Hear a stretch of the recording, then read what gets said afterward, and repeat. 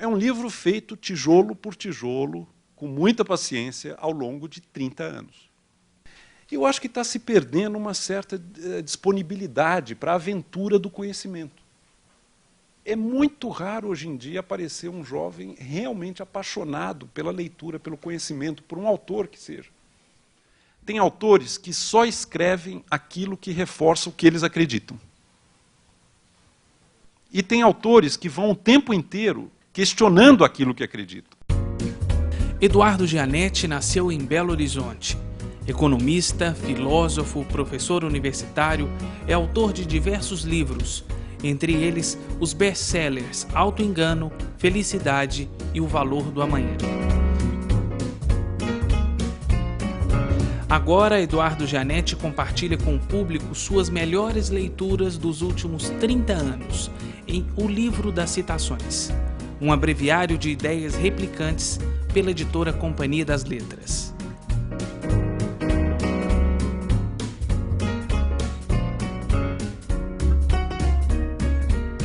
Para começar, vamos citar Nietzsche. Como pode alguém tornar-se um pensador sem passar pelo menos um terço do dia sem paixões, pessoas e livros?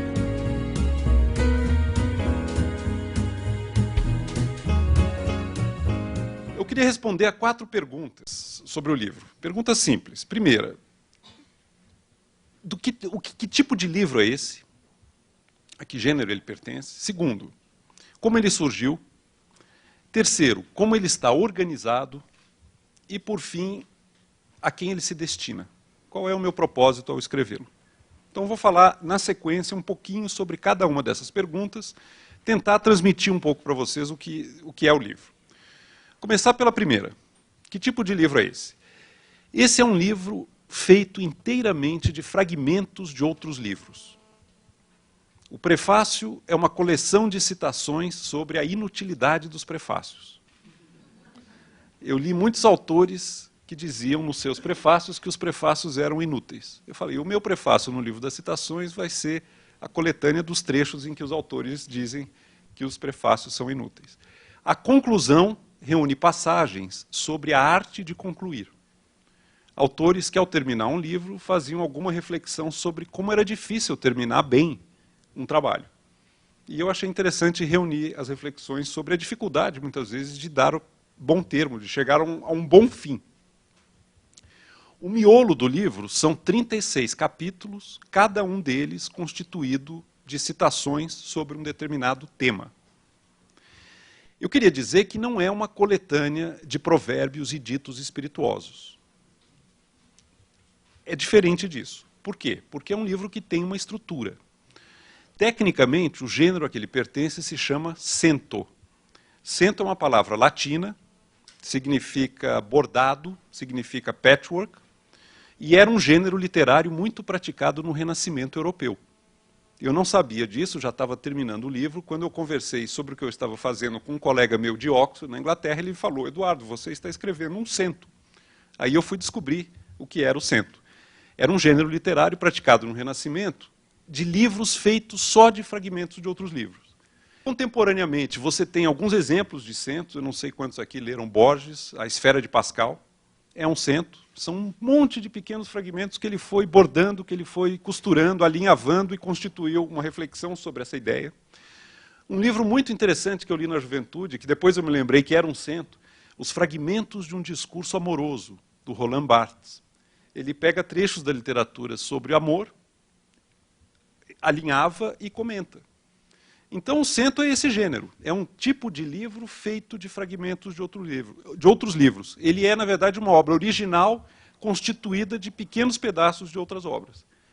Eu tenho chamado de mosaico literário. Eu acho que a expressão que talvez melhor capte o espírito do cento é a ideia do mosaico literário, porque esse mosaico constitui uma figura. Ele constitui um conjunto.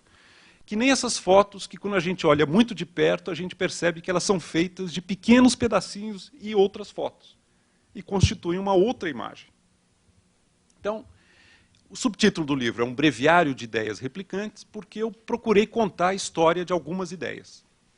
Né? Procurei mostrar como ideias pertencem a famílias, existe uma genealogia, uma filiação, as ideias vão sendo transmitidas de autor para autor e de geração para geração, e neste processo sofrem pequenas mutações e vão adquirindo novos significados, eu procurei mostrar as ideias replicantes, a sequência dessas ideias, e ordenei, não cronologicamente, mas procurando fazer com que cada fragmento, cada citação dialogasse com a citação anterior e com a posterior.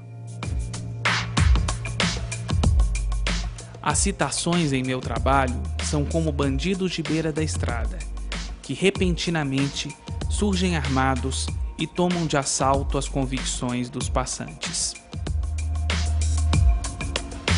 A segunda pergunta: como surgiu esse livro? Esse livro ilustra muito bem uma experiência que certamente já aconteceu com todos nós, que é remar de costas para um objetivo. Você, durante muito tempo, faz alguma coisa sem se dar conta de que aquilo permitirá depois alcançar um resultado. Quando eu estava terminando a faculdade, eu tinha uma experiência que me deixava muito descontente, muito desconfortável. Eu lia os livros que me eram pedidos, eu estudava outros livros que me interessavam.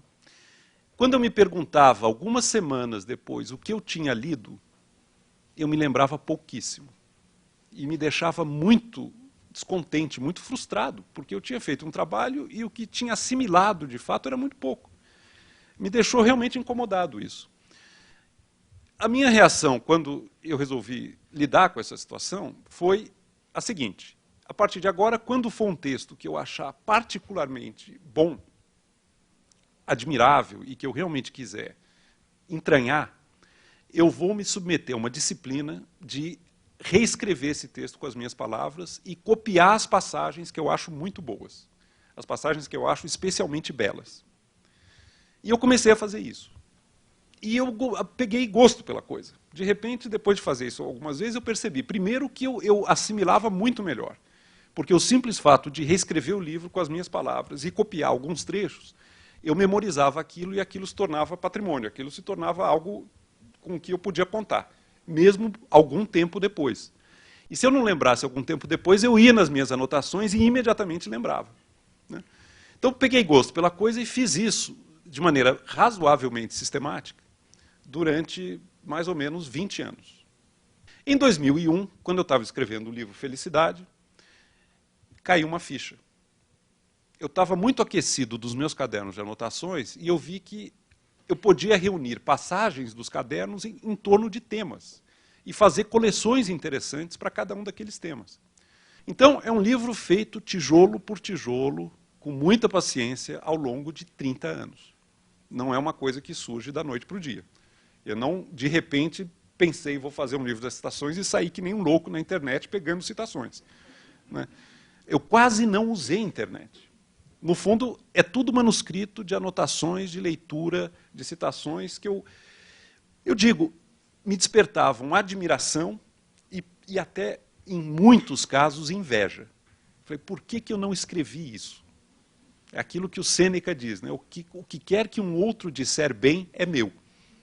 Isso é mais ou menos o espírito do livro das citações. Coisas que eu ficava, embora eu não concordasse às vezes, me deixavam com uma ponta de inveja pela solução feliz de linguagem que aquilo representava.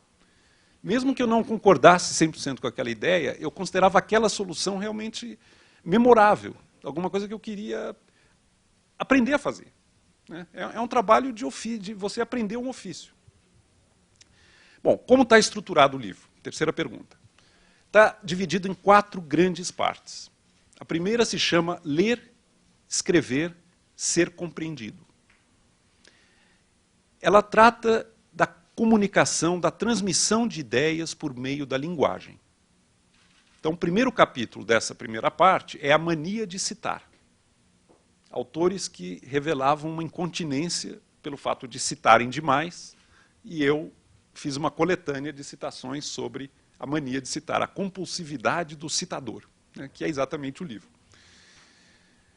A primeira parte diz respeito, portanto, à linguagem, à transmissão de ideias. Eu discuto assuntos como o mal-entendido, autores que se depararam com a situação de tentarem dizer uma coisa e descobrirem que tinham sido entendidos dizendo outra coisa, a sedução das palavras, O Feitiço da Linguagem, O Aplauso da Multidão, autores que se surpreenderam com o aplauso da multidão, ou então se frustraram pela falta de aplauso da multidão, e alguns que tiveram que, de certa maneira, se censurar internamente para não se deslumbrar com o aplauso da multidão.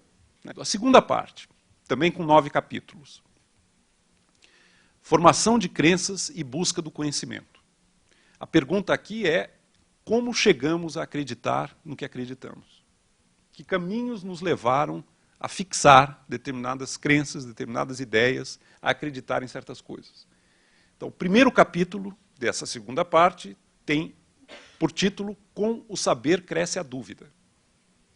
Muitos filósofos, cientistas e outros autores, pensadores, chegaram a uma conclusão mais ou menos homogênea, de que quanto mais aprendiam sobre alguma coisa, mais se davam conta da sua ignorância, de como faltava conhecer.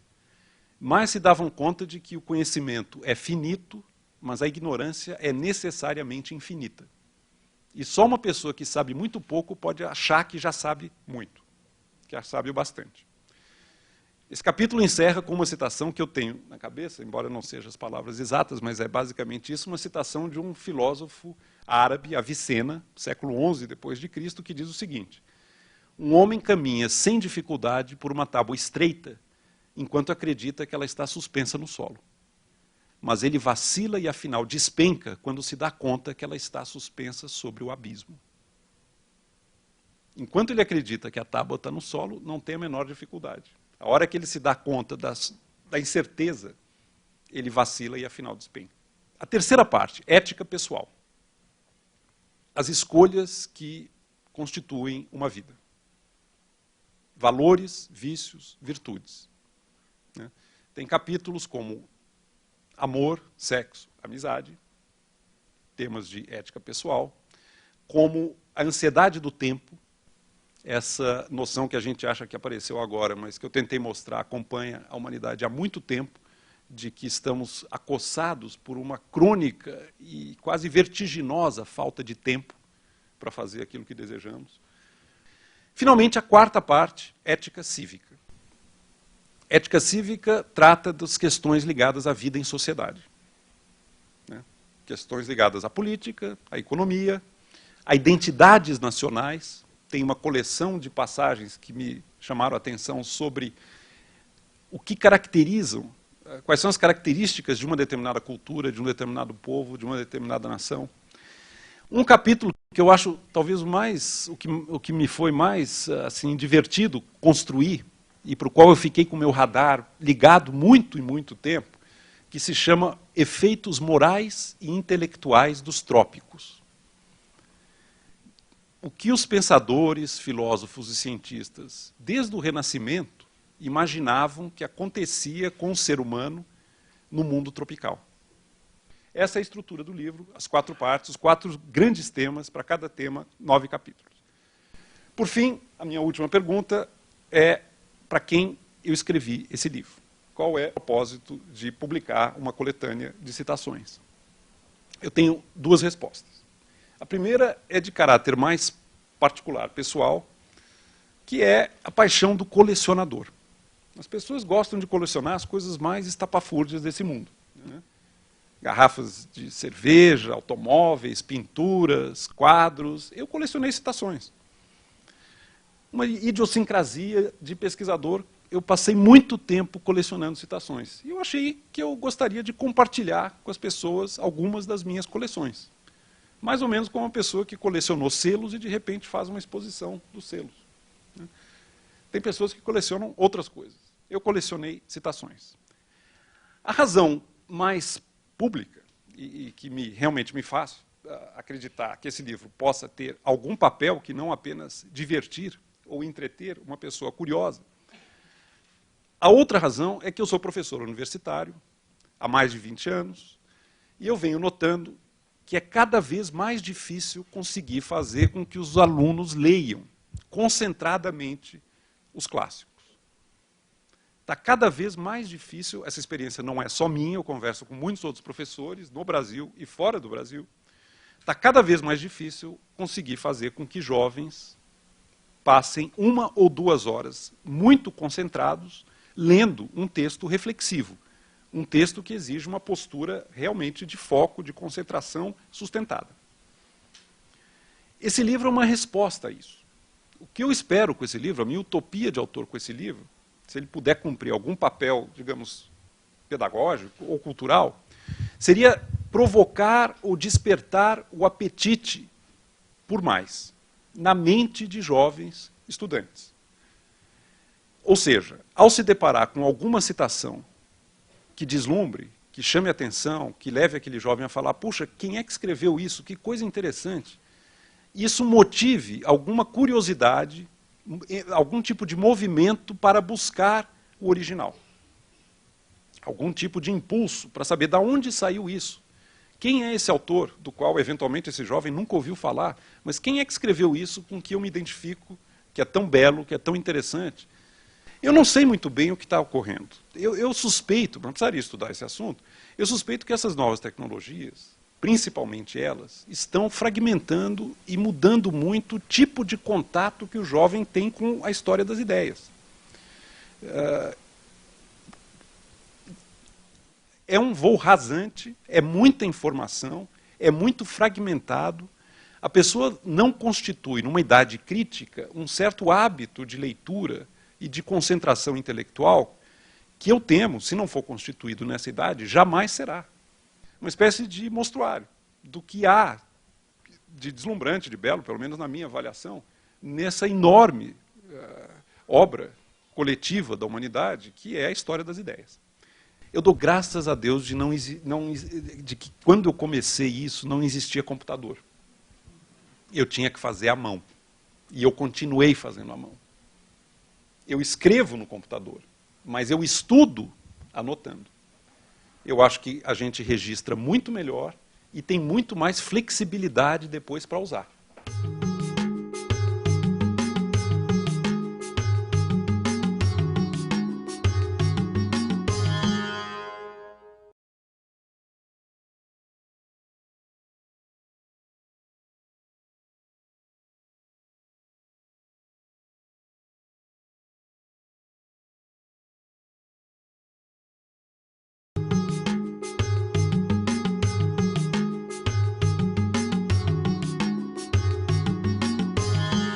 Há 11 anos atrás, a gente saiu com o autógrafo dele, né, do livro do Auto-Engano, que a gente passou a conhecer e admirar o trabalho desse intelectual que é formidável, né? O Eduardo Gianetti, é um prazer ler os livros e participar desses encontros, né? Eduardo, é interessante porque na sua escolha você tem cientistas, você tem poetas, você tem pessoas públicas, outros que não são tão conhecidos. Você pensou isso na hora, você chegou a colocar na balança, olha, nós vamos mesclar esse tipo de depoimento com o que o cientista tem a ver com o poeta? A passagem é bela, ela é uma feliz solução de linguagem e ela se encaixa no tema.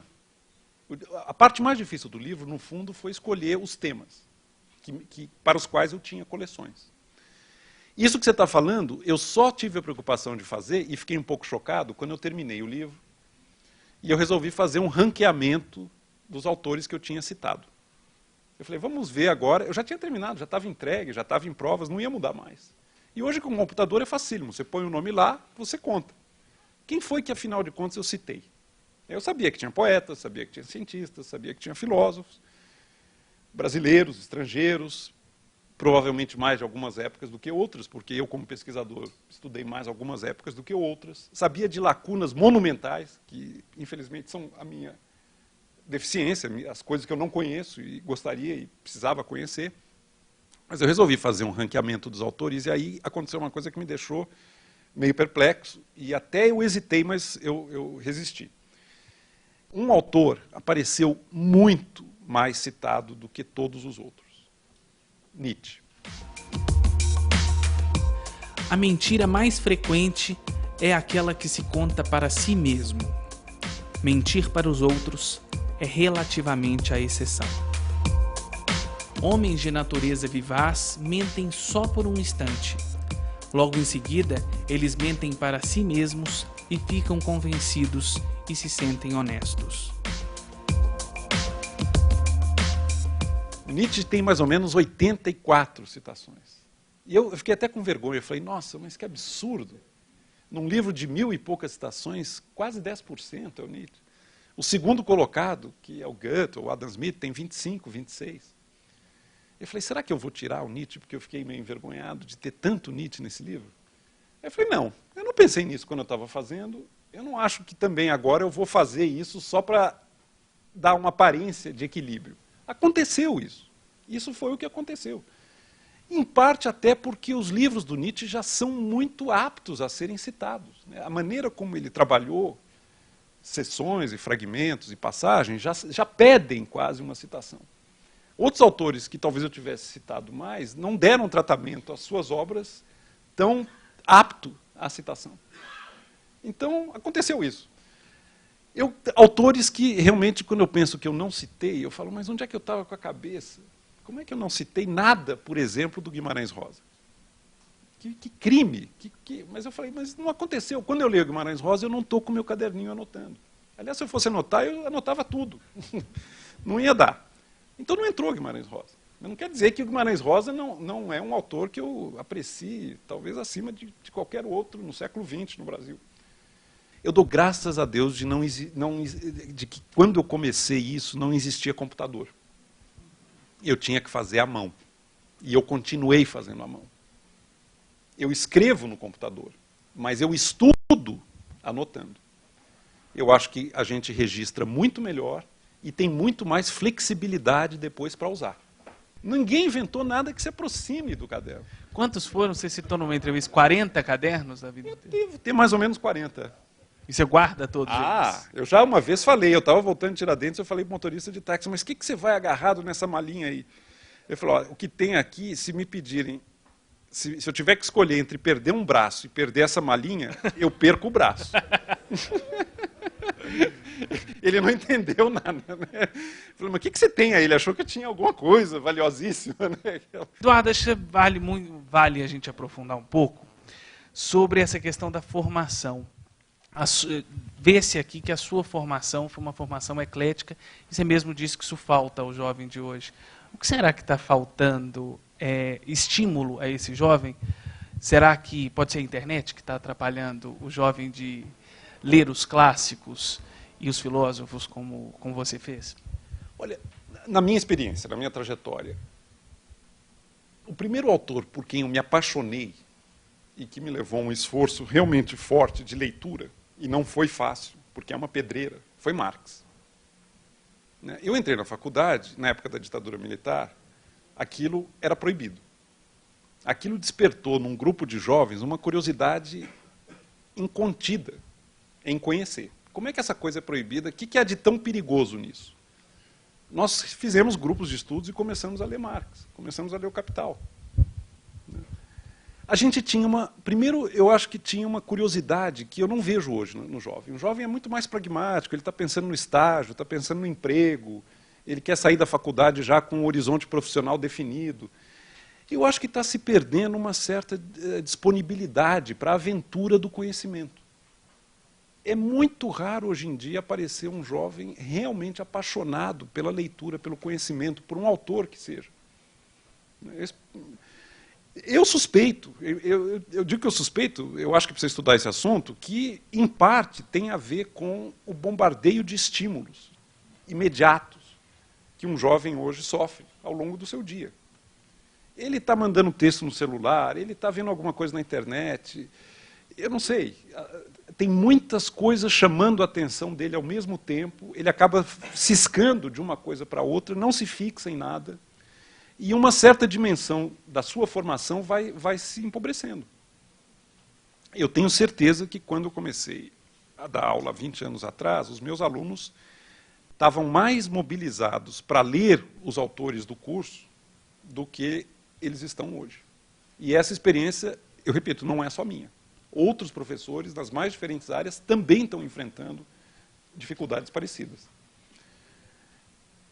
o ritmo das coisas acelerou muito, o tempo das coisas é muito rápido, a cabeça é muito fragmentada, não tem nada que mobilize a curiosidade. Eu acho que o que falta realmente, que eu acho dramático, é a curiosidade.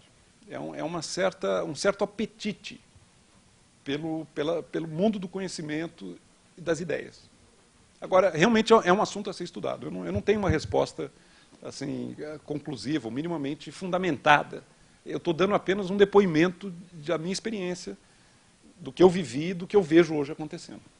Quando o senhor diz que o seu propósito é estimular a curiosidade, é fazer com que as pessoas abram seus horizontes, eu fico imaginando que, contrariamente a essa sua intenção, se opõe justamente à sedimentação das nossas ideias. Então, eu gostaria que o senhor comentasse. E há uma outra, na mesma página, que eu acho que até se aplica muito ao nosso país nos dias de hoje, ela é do Cioran. Quanto mais bem formuladas estejam as ideias, quanto mais explícitas elas forem, menor será a sua eficácia. Uma ideia clara é uma ideia sem futuro. Eu gostaria que o senhor comentasse. Eu adoro essa. Uma ideia clara é uma ideia sem futuro.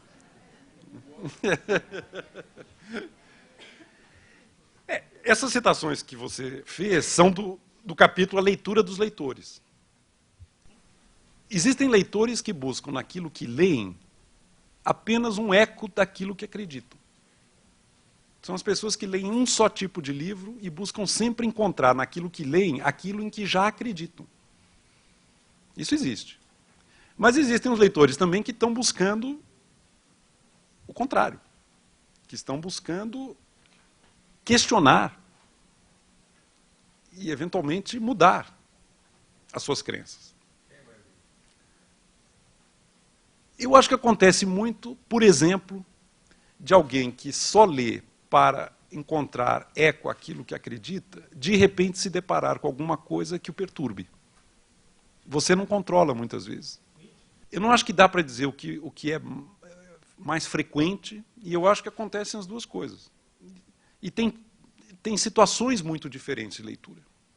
O Montaigne diz nessa que você fez, um ateu sempre vai encontrar naquilo que lê razões para reforçar o seu ateísmo. Mas, eventualmente, ele pode ler alguma coisa que plante uma semente de dúvida naquilo em que ele acredita previamente.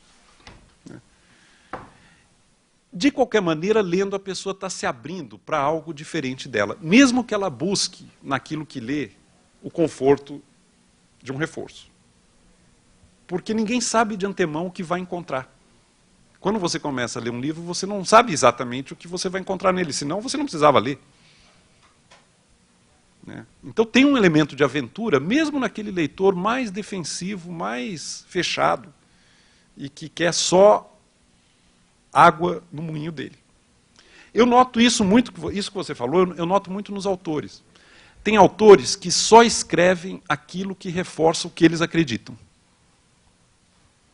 E tem autores que vão o tempo inteiro questionando aquilo que acreditam. E muitas vezes antecipando as objeções acerca daquilo que estão dizendo. E dizendo que algumas das objeções eles não têm realmente como atender, como responder. É um exercício interessante, ao ler um autor, prestar atenção se tudo que ele apresenta, todos os argumentos e todas as evidências, são água no moinho do que ele defende, ou se é um autor que, ao contrário, de vez em quando, pensa contra ele mesmo.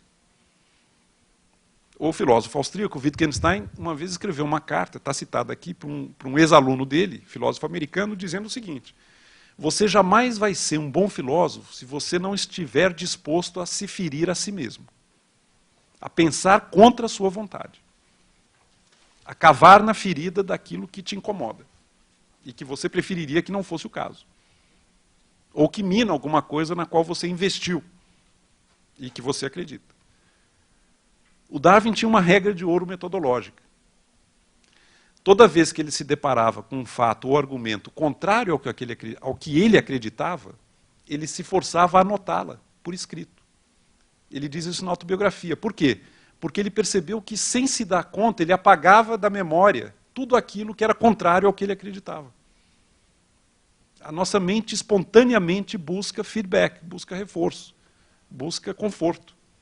Um pensador é uma pessoa que busca muito desconforto, minar as bases daquilo em que acredita.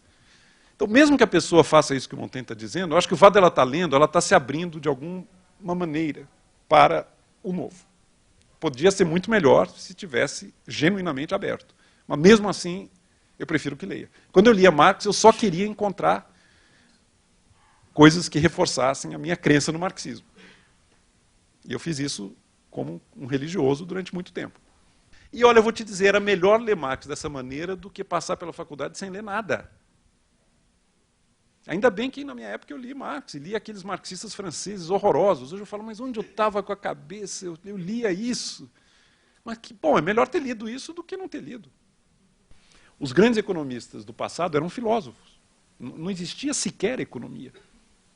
O Adam Smith era filósofo, John Stuart Mill era filósofo, Marx era filósofo, Marshall era filósofo, Keynes era filósofo. E o trabalho de economia estava integrado num projeto intelectual mais amplo.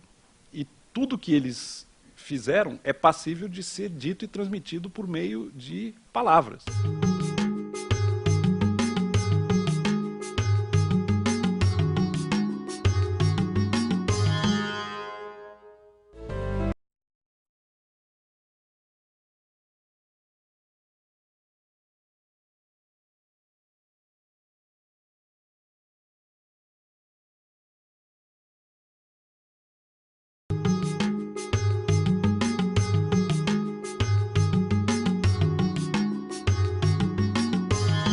Olha, hoje ele provocou uma inquietação em mim, quando ele falou que o curso de economia mudou muito para pior ao longo do tempo, se tornou muito matemática para se adequar ao mercado. Eu acho que isso é uma inquietação em mim e eu vou procurar a parte filosófica da economia, com certeza. Eu conheço pouco da sua obra, eu li O Valor do Amanhã só, inclusive usei num trabalho meu, e o que eu notei é que parece que você fala de economia, você analisa o fenômeno econômico, mas utilizando muito mais o verbo do que o número, certo? Você acredita que o fenômeno econômico ele é melhor explicado, ele é melhor estudado mais verbalmente do que numericamente, digamos assim? Eu acho que a palavra e o número têm o seu lugar e tem que ser usado com propriedade. Esse aqui é o espírito da coisa. Me incomoda muito que, no âmbito da economia hoje, a economia matemática adquiriu tamanha preeminência que essa economia mais ligada à filosofia e a um tratamento literário está quase se extinguindo por uma pressão competitiva dentro da instituição acadêmica.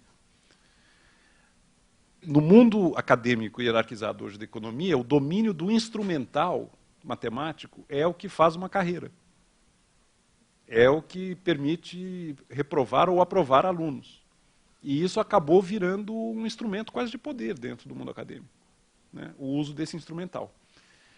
Me parece um enorme empobrecimento do espaço de reflexão no campo da economia. Os grandes economistas do passado eram filósofos. Não existia sequer economia.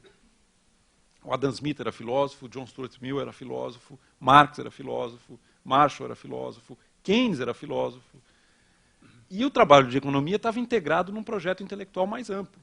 E tudo que eles fizeram é passível de ser dito e transmitido por meio de palavras, linguagem comum. Eu não vou me estender demais, mas eu vou fazer uma citação para você de um autor economista americano da Universidade de Chicago, ganhador de prêmio Nobel recente, que diz o seguinte, Gary Becker, né, em 2004. Todas as ideias econômicas importantes podem ser enunciadas de forma simples. Para desenvolver uma ideia, claro, você pode precisar de algum aparato formal a fim de fazê-lo de um modo sistemático. Mas você pode enunciar a essência de uma ideia de forma simples. E quando as pessoas dizem que uma ideia é complicada em demasia para ser enunciada de forma simples, isso comumente significa que elas não sabem como enunciá-la de forma simples. Algumas vezes pelo fato de que elas próprias não a compreendem inteiramente. Então, quando você encontrar um economista muito metido, falando num jargão impenetrável e usando uma matemática cabeluda, cite o Gary Becker para ele e pergunta se ele concorda que se a ideia é boa, ela é simples. O Darwin escreveu um livro de ciência muito mais importante do que qualquer coisa que um economista tenha feito, chamado A Origem das Espécies, sem uma única equação. E não há nada que a economia tenha feito que remotamente se aproxime da importância e da descoberta que o Darwin fez. É um pouco complexo de inferioridade do economista. Como ele sabe que a ciência dele é muito precária, ele quer se dar ares de físico teórico. O Schumpeter dizia que a economia está para a astronomia como a República Dominicana está para a França. É a colônia olhando para a metrópole e querendo macaquear a metrópole, o que é muito pior. Aí é que a República Dominicana vira a República Dominicana. A gente está vendo aí hoje muito retorno, né, e muita volta àquilo que já foi feito na produção cultural e artística. Está tendo muito resgate nas obras literárias, na TV, cinema, livro. Eu acredito que talvez seja até por causa do bombardeio que existe de informações das pessoas. Acredito que fica difícil, por exemplo, um cineasta hoje fazer alguma coisa nova sem citar, por exemplo, alguma coisa do Stanley Kubrick e alguns outros cineastas, por exemplo. Como é que fica, então? Existe um desafio entre fazer o resgate que é necessário da cultura que já existe, daquilo que já foi produzido e que tem o seu valor, e, ao mesmo tempo, produzir algo que é inédito, que é novo? Isso que você coloca, eu acho que é parte da experiência de qualquer criador. Até que ponto ele vai mergulhar no passado e se deixar influenciar pelos que o antecederam, e até que ponto ele quer ser absolutamente original, romper com tudo que já foi feito e fazer algo novo, radicalmente novo. Essa tensão está, de alguma maneira, presente em todo pensador e em todo criador. Tem um capítulo do livro das citações que se chama Contra o Excesso de Leitura. Pensadores que começaram a se dar conta de que ler demais prejudicava o seu trabalho, e a sua independência, e a sua originalidade. O Nietzsche chega a dizer que uma pessoa com uma memória extraordinária jamais vai conseguir ser um bom pensador. O Hayek, o economista austríaco, diz que uma pessoa culta, uma pessoa educada, é uma pessoa que já esqueceu muita coisa. Se você for lembrar de tudo que você já leu e tudo que você já estudou, tintim por tintim, isso te sufoca. O peso das tradições mortas oprime, como um pesadelo, o cérebro dos vivos. É o que Marx dizia. Então, essa tensão é fundamental entre tradição e originalidade. E não acho que dá para ser só uma coisa ou só outra. É muito importante conhecer o que se fez antes, mas não se deixar prender e amarrar e sufocar pelo que já foi feito antes. Tem um momento em que é preciso dizer, mas afinal de contas, o que eu penso? A filosofia no Brasil tem muito esse problema. Tem muita história da filosofia, mas quase não tem filósofo. O Mário de Andrade falava que o vício do intelectual brasileiro era ser um comentador parasitário de ideias alheias.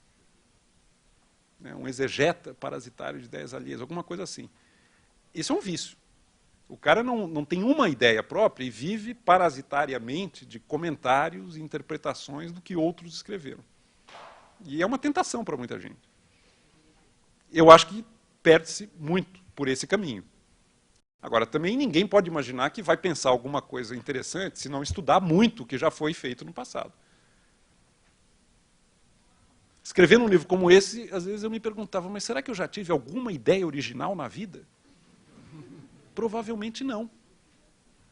Agora, pior os que nem sabem que nunca tiveram uma ideia original na vida. Uma situação que me trouxe muita instigância, assim, quando você fala, o caso do Monte de Andrade, quando ele fala que a leitura estragou suas horas de amor, alguma coisa assim. Você quer? Vamos lá. Eu queria que você vamos comentasse. a ela. Já que você tocou nesse tema, vamos falar algumas aqui. A literatura estragou tuas melhores horas de amor. Carlos Drummond de Andrade. Não é o meu caso.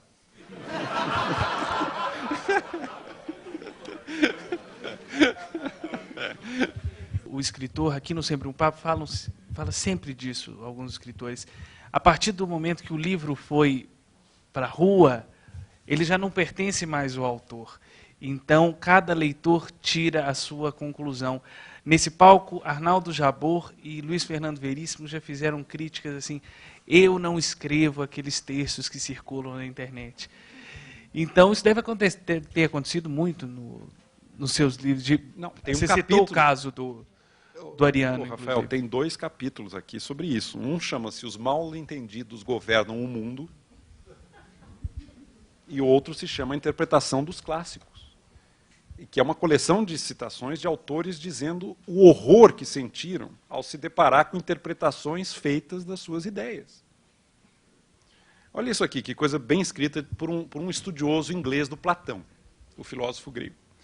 Arme-se com um robusto par de viseiras e uma quantidade suficiente, mas não excessiva, de erudição, e fazendo uma seleção conveniente de textos, você poderá provar que Platão foi quase tudo o que você quiser que ele tenha sido. Com o uso hábil desse método, revelou-se em períodos diversos que Platão foi um perfeito cético e um perfeito místico, discípulo de Hegel e discípulo de Tomás de Aquino, um platônico de Cambridge e um seguidor da natureza de Balliol, que é um college lá de Oxford, um cristão precoce e um nazista muito precoce. A interpretação do Popper. Cada um desses Platões sectários possui seus títulos de propriedade e cada um deles pode apresentar a você uma antologia adequada de textos para provar sua pretensão a existir. Pois todos esses pequenos Platões artificiais foram construídos com fragmentos tirados do próprio Platão.